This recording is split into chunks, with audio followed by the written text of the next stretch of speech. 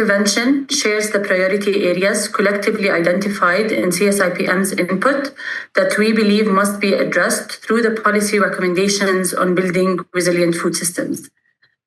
I want to start by stressing a fundamental point. Resilience cannot be reduced to the ability to absorb or adapt to shocks. For CSIPM, resilience must mean addressing the structural and systemic conditions that create vulnerability in the first place, including colonial legacies, wars and occupation, dispossession, and inequalities embedded in food systems.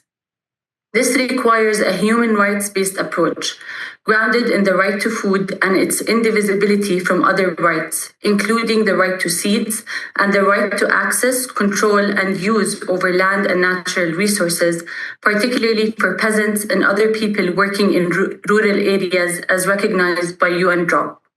This also includes the rights of Indigenous peoples under UN DRIP, notably their rights to land, territories, cultural heritage, and traditional knowledge. We call on states to explicitly constitutionalize the right to food, align national legislation with UN DROP and UN DRIP, strengthen land, fisheries, and forest governance in line with the CFS, VGGTs, and repeal laws that criminalize seed exchange and land struggles. Second, right holders must be recognized as agents, not beneficiaries. Policies must establish co-decision-making mechanisms, participatory budgets, and governance structures where right holders hold the majority as they are active agents in defining and implementing food system resilience rather than passive recipients. Their knowledge systems and biocultural relationships with territories must be integral to decision-making. Building resilience also requires addressing differential vulnerabilities, including those shaped by poverty, socioeconomic exclusion, and gender. Third, policies must confront historical oppressive and capitalist processes and ongoing colonial policies that continue to shape food systems.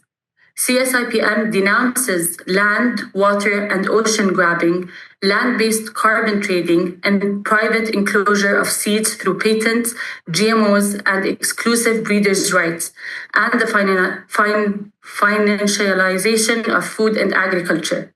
Free trade agreements, sovereign debt, real estate investment funds, and agricultural special economic zones must be explicitly recognized as drivers of dispossession and food system fragility.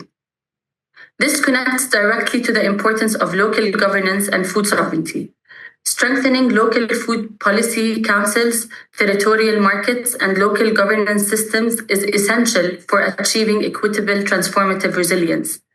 Local authorities must be recognized as key actors in territorial food governance, as they are best positioned to design context-specific, place-based solutions, as also highlighted by the HLPE. In contexts of conflict and occupation, resilience means confronting root causes that perpetuate and normalize the status quo. The use of hunger as a weapon of war must be recognized as a serious crime. Policy priorities must shift from short-term humanitarian responses to long-term rebuilding of local food systems, and we appreciate the HLPE's emphasis on the framework for action on food security and nutrition in protracted crisis and the need to reform the IPC system to better prevent famine. We also stress the need to address corporate capture and privatization. Policy recommendations must include binding mechanisms to curb the power of multinational corporations over land, water, seeds, fisheries, data, finance, infrastructure, and markets. Deconcentration, decentralization, localization of technologies, grassroots innovations, and the decommodification of land, water, and food are essential for resilience. Labor rights and social protection must be integral to resilience strategies. This includes workers in commercial agriculture, industrial fishing and aquaculture, plantation economies, and especially informal migrant and seasonal workers. Fair wages, safe working conditions, and social security stabilize households and communities. On food system financing, Policies must reduce harmful debt pressures and reject false solutions related to finance, climate, and biodiversity that enable new forms of extraction and grabbing. Financing must support equitable, transformative resilience and not deepen dependency. Finally, CSIPM emphasizes that agroecology is a pathway to equitable, transformative resilience. Agroecology is not only a production system, it is a holistic socio-ecological framework rooted in local knowledge, food sovereignty, biodiversity, animal welfare, and diverse livelihoods, including small-scale fisheries and pastoralism. Supporting agroecology strengthens ecological, economic, and social resilience across food systems. Chair, in conclusion, building resilient food systems requires political courage to confront power, address historical injustices, and center the people who feed the world.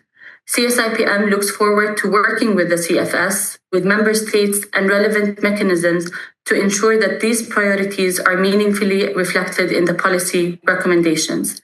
Thank you.